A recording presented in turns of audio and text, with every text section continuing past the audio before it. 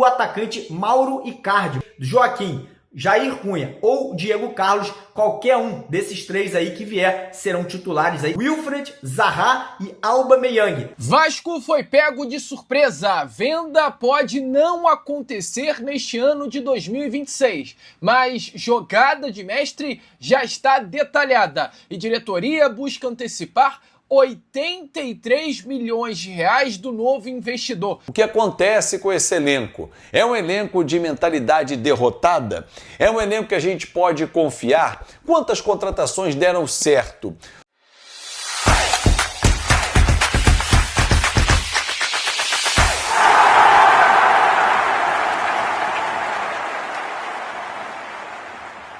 Fala aí, fanático vascaíno, fanática vascaína, bom encontrar você aqui. A tendência é que o Vasco vá atrás de dois zagueiros para chegarem a ser titulares aí, ou ao lado do Robert Renan, ou enfim, essa é a situação. Tem o zagueiro Jair Cunha, jogador que atua no Nottingham Forest, lá da Inglaterra, né? Um nome que foi trazido pelo nosso colega Gustavo Tutinha, lá do canal 1927, jogador de altíssimo nível, ex-Botafogo, 21 anos de idade, 1,98 m de altura. O Vasco segue em conversas com o empresário do jogador, não avançou, mas o Vasco está monitorando aí com a aprovação da venda. A gente pode ter uma movimentação em relação a isso. Também tem a situação do zagueiro Diego Carlos, brasileiro de 33 anos que atua no Fenerbahçe lá da Turquia. Lembrando que tanto o Diego Carlos quanto o Jair Cunha, os dois zagueiros, são empresariados pelo mesmo empresário, que é o Giuliano Bertolucci, né? Um empresário que já tem muitos jogadores aqui no Vasco, também já vendeu o jogador do Vasco para fora do Brasil, o caso do Andrei Santos, por exemplo. Então, um empresário tem um ótimo relacionamento com a diretoria vascaína. E o terceiro zagueiro que o Vasco também vem mantendo contato aí, vem negociando, é o zagueiro Joaquim, brasileiro que atua no Tigres do México. Excelente jogador também, independente do Joaquim, Jair Cunha ou Diego Carlos, qualquer um desses três aí que vier serão titulares aí, sem sombra de dúvida. Três excelentes atletas, o Jair Cunha mais jovem, eu gosto disso, um jogador de futuro, e os outros dois mais experientes, né, mais prontos aí para a situação complicada que o Vasco vive no momento. Muita gente perguntando sobre a situação do atacante Wilfried Zaha e Aubameyang. Nada mudou em relação a esses dois, as negociações seguem travadas, né? Infelizmente, o Vasco hoje ainda não tem o dinheiro necessário para fazer investimentos, né? Pagamento de salários desses jogadores são altos e o Vasco não tem certeza se realmente vale a pena investir esses jogadores aí que já têm idade mais avançadas, né? O Zaha 33 e Aubameyang aí 37 anos de idade. Uma outra notícia que foi trazida ontem pelo meu colega Gustavo Tutinha, lá do canal 1927, foi sobre o atacante Mauro Icardi. Muito vascaíno perguntando, pô, será que o Icardi tem chance de vir pro Vasco? Será que não tem? O Gustavo Tutinha conversou com o empresário do Icardi, o Vasco até agora não fez procura, mas o que o empresário do Icardi falou, uma situação interessante, né, cara? Ele trouxe a informação que o Icardi está livre, terminou o contrato dele, ele está livre para fechar com qualquer clube, e mais, o empresário dele falou que o Icardi pode jogar no futebol brasileiro, tem vontade, né? Seria interessante para ele jogar no futebol brasileiro. Então, se tem vontade, se está livre no mercado, eu acho que vale a pena o Vasco fazer ali uma investida. Eu acho que valeria a pena o Vasco, pelo menos, abrir uma conversa, ver como é que ele quer, tempo de contrato, salário. Eu acho que é um jogador que caberia tranquilamente no Vasco da Gama, Mauro Icardi. Quero saber a opinião de vocês aqui nos comentários, mas lembrando que não tem negociação nesse momento, né? O Tutinha, ele foi lá, perguntou, o empresário falou que não houve consulta, não houve aí, né, nada em relação ao atleta, mas obviamente aí trouxe a informação que ele gostaria de jogar no futebol brasileiro. Quero começar aqui primeiramente já trazendo a vocês essa informação referente ao fato do Vasco da Gama ter sido pego de surpresa nas últimas horas desta sexta-feira. Amigo torcedor Cruz Maltino, o Vasco da Gama vem neste momento, né, quebrando a cabeça, se planejando para esta janela de transferências. Internamente, o Vasco é um clube que não tem dinheiro em caixa para fazer grandes reforços, grandes contratações. Isso foi algo claro, inclusive deixado à mesa pelo próprio Edmar Lopes na última entrevista coletiva. A postura da diretoria Cruz Maltina é muito clara: esperar o sinal positivo das negociações para a venda da SAF para Marcos Lamarque, para que, tendo o sinal positivo, possa fazer maiores investimentos nesta próxima janela de transferências. A janela fecha no dia 10 de setembro, então ainda temos um período até o fechamento da janela, e o Vasco da Gama então adota com certa paciência neste momento Embora, é claro, já tenha mapeado o mercado, a posição, por exemplo, de zagueiro é a mais carente hoje, olhando o elenco cruz-maltino, mas o Vasco adota cautela e paciência, sabendo que poderá realizar grandes investimentos, tendo o aval de Marcos Lamáquia. Entretanto, nesta sexta-feira, a informação ela preocupou, pois esperando um aval para chegar forte na janela de transferências, o André Sicá, que é o advogado que representa Marcos Lamáquia na operação de compra e venda do Vasco da Gama, deu uma entrevista ao GE. Uma entrevista até muito reveladora, uma entrevista muito importante, mas uma entrevista também muito preocupante. Eu vou trazer muitos detalhes sobre o que o empresário de Marcos Lamáquia, o que o representante de Marcos Lamáquia falou e deu em detalhes sobre o futuro do nosso Cruz Maltino no Boa Noite Gigante, falou sobre o investimento, falou sobre o desejo hoje de Marcos Lamáquia em comprar o Vasco da Gama, mas ele também toca num ponto muito importante, amigo torcedor Cruz Maltino, que é relacionado à questão envolvendo a venda. E o empresário dele, André Sicá, deixa claro que a venda do Vasco da Gama para a Lamáquia não deve acontecer neste ano de 2026. Ele deixou claro que não é um processo simples, pois o Vasco da Gama não está fazendo apenas a compra de uma unidade produtiva dentro de uma recuperação judicial. É algo complicado, é algo complexo. E o André traz aí os detalhes e, é claro, eu trago as palavras do André em entrevista ao GE para você nesta sexta-feira. Se liga só e confere, né, os detalhes importantes sobre o que o representante Marcos Lamáquia falou sobre esse processo de compra do Vasco da Gama. Se liga só. De uma unidade produtiva dentro de uma recuperação judicial, tá? Então, isso por si só tem o seu rito. Então, em que pé estamos? Acho que finalmente a gente concluiu mais de 2 anos e meio de negociação. Não foi simples, tá? Eu acho que as idas e vindas dentro da política do Vasco, elas atrapalharam muito, elas interromperam muito o processo. O processo mudava muito ao longo do tempo. Isso foi ruim, foi desgastante. Por isso que a gente fala que o grande mérito do Pedrinho foi manter o Marcos nessa mesa, porque não é mentira e não é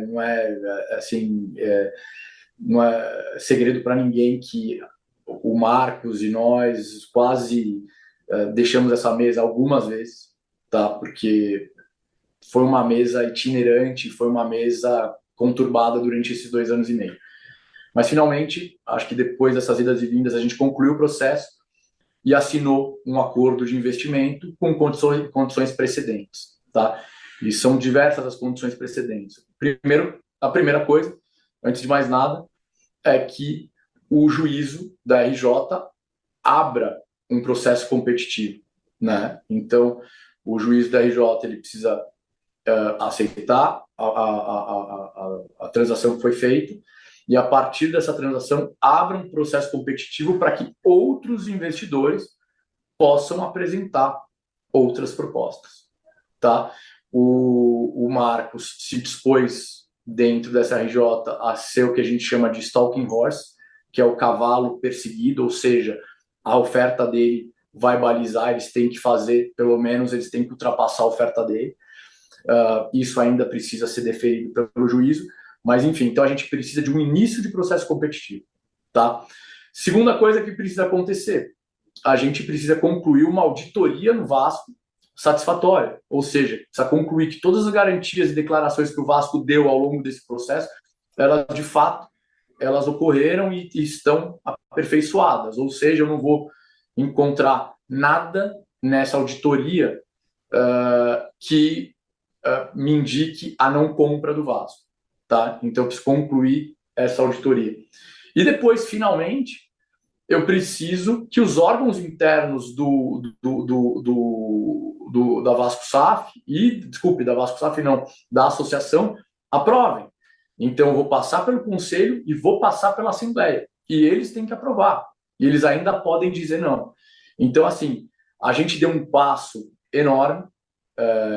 Essa conclusão negocial, a assinatura do contrato, o protocolo desse contrato perante o juízo da RJ foram passos enormes, mas a gente sabe que há outros passos pela frente, tá? E não são poucos e não são simples, tá? A gente como a gente não teve facilidade até agora, a gente não espera facilidade nesses próximos passos, mas a gente espera, assim, tem certeza absoluta que a gente deu um grande passo para concretizar um investimento que a gente tem muito desejo de concretizar. De imediato eu já começo fazendo uma pergunta para você, torcedor, e você tem um vídeo inteiro para responder. Coloca aqui no comentário a sua resposta. Quais contratações que passaram pelo departamento de futebol nos últimos 2 anos que deram certo? Eu quero que você escolha 5. 5. Se ficar difícil, passe para 3. Nessa última janela, o Vasco gastou quase 100 milhões de reais. E esse é o atual time do Vasco. Spinelli brigando com a bola. Muito difícil. O Pedro Emanuel, técnico do Vasco, terá que montar um esquema muito diferente para que o Spinelli desande a fazer gols.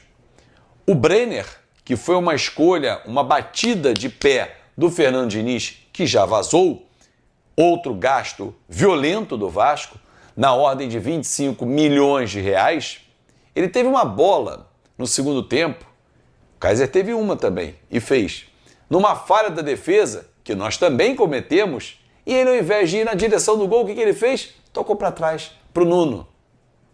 Aliás, parênteses, como caiu de rendimento o Nuno Moreira desde o fim do ano passado. Detalhe que ele até fez o gol na final da Copa do Brasil, é verdade, e só. Como caiu tecnicamente e fisicamente. Será que o técnico português vai conseguir fazer o atacante português voltar a render? Bom, defesa.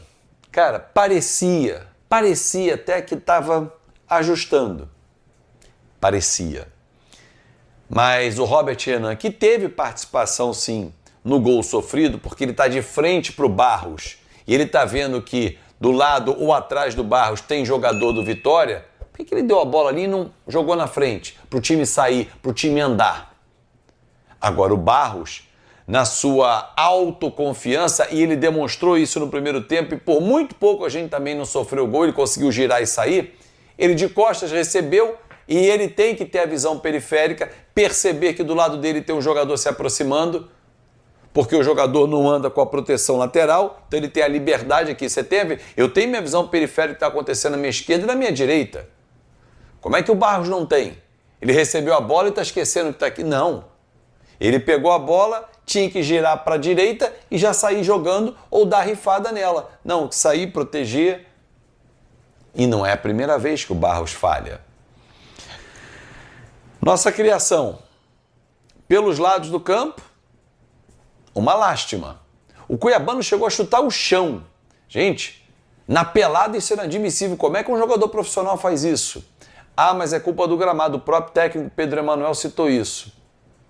Um gramado ruim para todos os dois times. Aliás, uma porcaria o primeiro tempo. Foi de sangrar os olhos. Mas vamos lá. Escape pelo lado do campo. Que jogada deu certo dos dois laterais, cuiabano e Puma? Nenhuma. Puma, inclusive, tem uma bola que ele bateu cruzada direto para fora, sem nenhum perigo. Pro Lucas Arcanjo. O nosso camisa 10, o Rojas foi para a Bahia? Eu não sei. Eu não vi o Rojas fazer uma jogada que valha a camisa 10, a mítica camisa 10 do Vasco. Eu não vi.